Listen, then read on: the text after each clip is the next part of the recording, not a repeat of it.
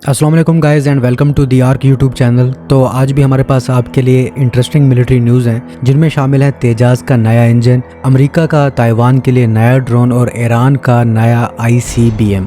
सबसे पहले बात करते हैं अपने तेजूलाल समोसे की, मतलब तेजाज फाइटर जेट की। इस रीजन का बल्कि पूरी दुनिया का जो सबसे मासूम फाइटर जेट है वो है तेजाज, जिसे प्यार से लोग समोसा भी कहते हैं और तेजूलाल भी कहते हैं। ये इतना मासूम फाइटर जेट है कि इसने ना कभी किसी जंग में हिस्सा लेना है ना किसी फड्डे में पड़ना है, मतलब लड़ाइयों वगैरह से तो ये दूर ही रहता है और अपनी दुनिया में मगन रहता है। लेकिन जहाँ तेजू मासूम है वहीं तेजू थोड़ा सा बदकिस्मत भी है। वो ऐसे कि इस बेचारे को बनने में ही कोई 40 साल लगे, फिर बना तो दूसरे मुल्क खाक इसमें इंटरेस्ट लेते, अपनी ही एयरफोर्स ने शुरू में इसे लेने से इनकार कर दिया था। फिर इसमें कुछ तब्दीलियां की गई और ज़बरदस्ती इंडियन एयरफोर्स को थमा दिए गए। फिर इंडिया ने इस मासूम फाइटर जेट के लिए एक स्पेशल कावेरी इंजन डेवलप किया, पर वो इंजन फेल हो गया और इसमें अमेरिका का जनरल इलेक्ट्रिक का इंजन F404 इंजन इंस्टॉल किया गया। अब जब इंडिया ने इसका अपग्रेड वेरिएंट बनाया तेजू मार्क 1A, तो इसके लिए भी इंजन का मसला आ गया कि कौन सा इंजन इसमें इंस्टॉल किया जाए।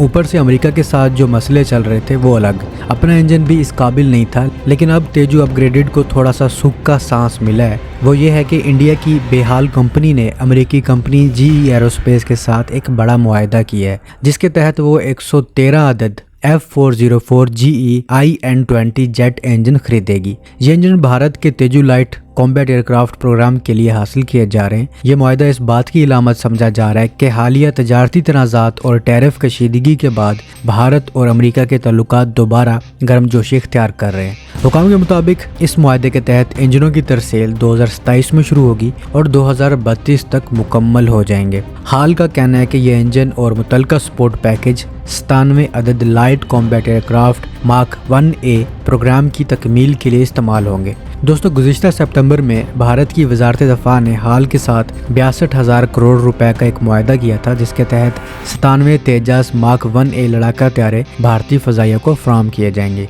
ये त्यारे भारत की उस कोशिश का अहम हिस्सा हैं कि जिसके ज़रिए वो अपने फ़ज़ाइया के कम होते लड़ाका स्क्वाड्रंस को दोबारा मजबूत बनाना चाहता है और पुराने हो चुके जंगी जहाज़ों की जगह नए मकामी साख्ता त्यारे लाना चाहता है, ख़ास तौर पर ऐसे वक्त में जब चीन की फ़ौजी ताकत में इजाफा हो रहा है और पाकिस्तान के साथ इसका ताउन भारत के लिए सिक्योरिटी खदशात बढ़ा रहा है। ताहम तेजू प्रोग्राम को ताख़ीर का सामना है, जिसकी एक बड़ी वजह GE कंपनी की जानिब से 2021 में ऑर्डर किए गए 99 इंजनों की सुस्त तरसेल है।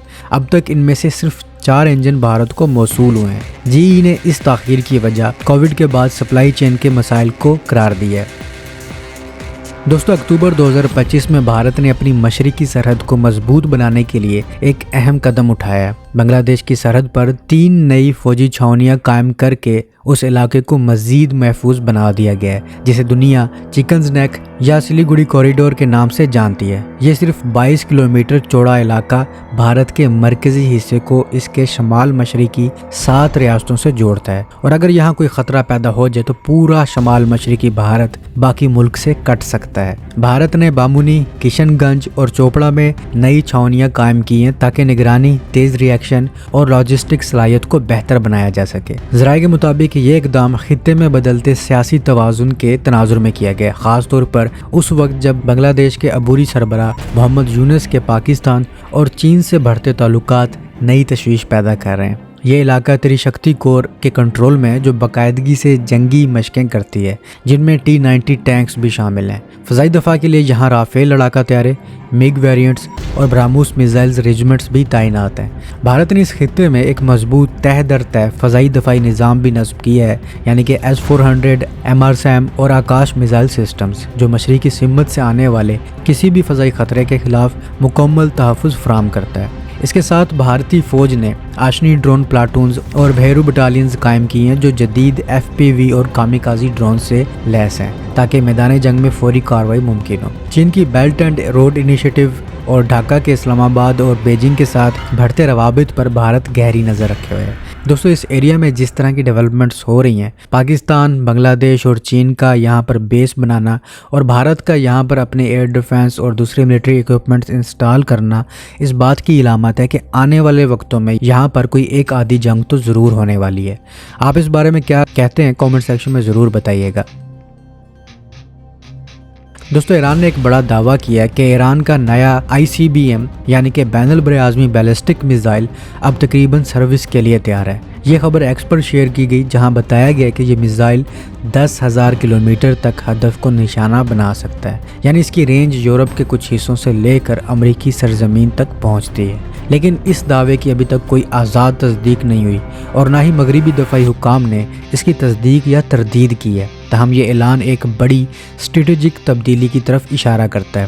ایران اب صرف اپنے علاقائی دشمنوں یا خلیجی ممالک میں موجود امریکی اڈوں کو نہیں بلکہ امریکی مین لینڈ کو بھی نشانہ بنانے کی صلاحیت کا پیغام دے رہا ہے۔ لیکن ابھی تک کوئی سیٹلائٹ امیج، فلائٹ ڈیٹا یا ٹھوس ثبوت موجود نہیں ہے کہ ایران نے واقعی 10,000 کلومیٹر کی کامیاب پرواز کی ہو۔ مغربی انٹیلیجنس ماہرین اس اعلان کو احتیاط سے دیکھ رہے ہیں۔ اگر یہ نیا میزائل واقعی تیار ہے یا جزوی طور پر بھی فعال ہو چکا ہے تو یہ ایران کی موجودہ صلاحیتوں سے کئی گنی بڑی چھلانگ ہوگی۔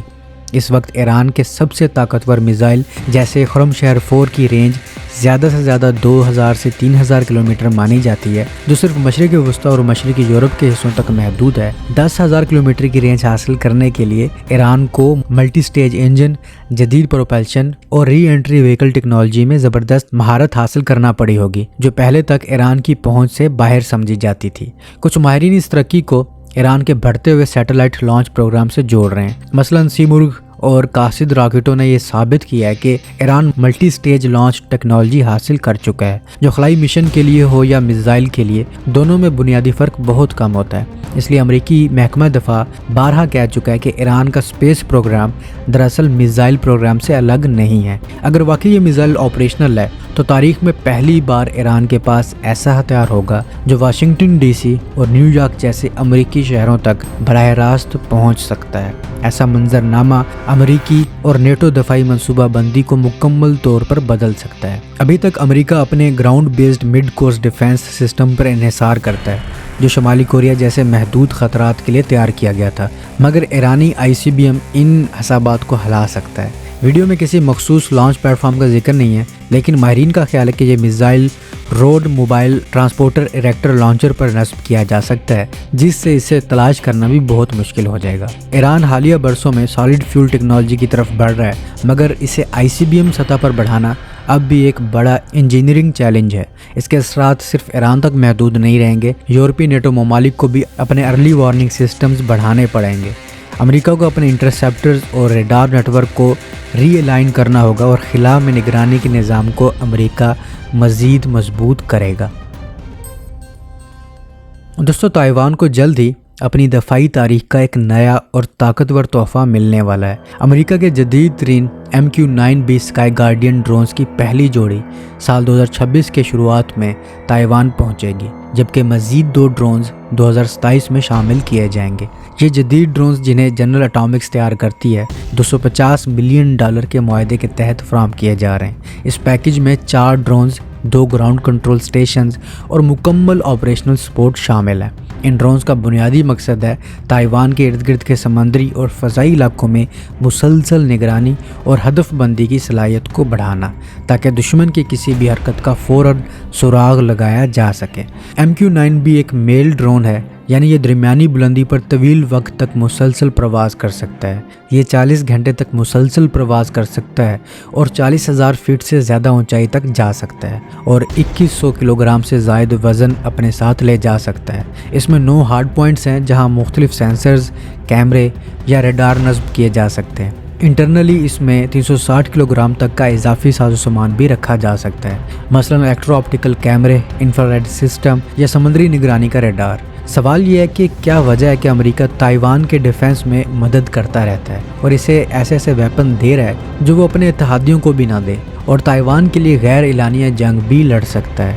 دوسری طرف چین تائیوان کو کیوں حاصل کرنا چاہتا ہے، کیوں اسے اپنا حصہ مانتا ہے؟ دوستو تائیوان دراصل چین سے کبھی الگ ملک نہیں تھا، دوسری جنگ عظیم کے بعد جب جاپان ہارا تو تائیوان جو اس وقت جاپان کے قبضے میں تھا واپس چین کو مل گیا، لیکن جلد ہی چین میں خانہ جنگی چھڑ گئی۔ ماؤ زے تنگ کی کمیونسٹ فوج ایک طرف اور چیانگ کائی شیک کی نیشنلسٹ فوج دوسری طرف۔ آخر کار ماؤ زے تنگ نے پورے چین پر قبضہ کر لیا اور پیپلز ریپبلک آف چائنا قائم کی۔ ہارنے والی حکومت یعنی چیانگ کائی شیک تائیوان بھاگ گئی اور وہاں اپنی حکومت قائم کر لی، جسے ریپبلک آف چائنا ROC کہا گیا۔ اسی لمحے سے دنیا میں دو چین بن گئے، ایک مین لینڈ چین اور ایک تائیوان۔ چین ہمیشہ سے کہتا رہا ہے کہ تائیوان اس کا حصہ ہے اور وہ اسے ایک دن دوبارہ اپنے ساتھ ضرور ملائے گا۔ یہ صرف سیاسی ضد نہیں ہے بلکہ چین اسے چینی تاریخ، شناخت اور قومی وقار کا معاملہ سمجھتا ہے۔ لیکن تائیوان کو حاصل کرنے کی اصل وجہ مائکرو چپس ہیں۔ دنیا کی سب سے جدید مائکرو چپس جن پر ہمارے موبائل، گاڑیاں، جہاز، حتیٰ کہ فوجی ہتھیار بھی چلتے ہیں۔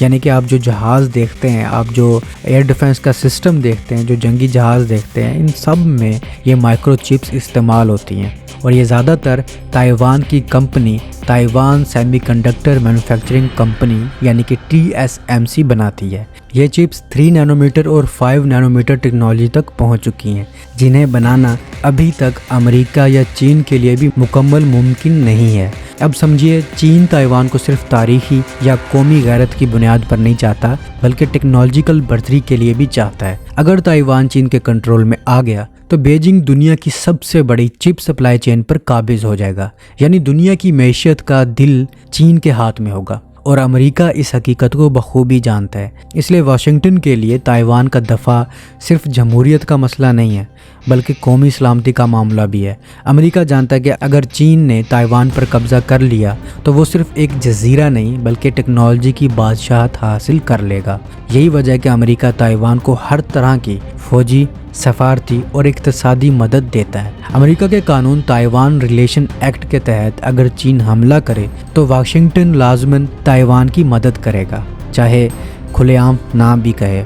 تو اب تک کے لیے اتنا ہی۔ امید آپ کو یہ اپڈیٹس پسند آئی ہوں گی۔ ملتا ہوں نئی ویڈیو میں۔ Subscribe for more.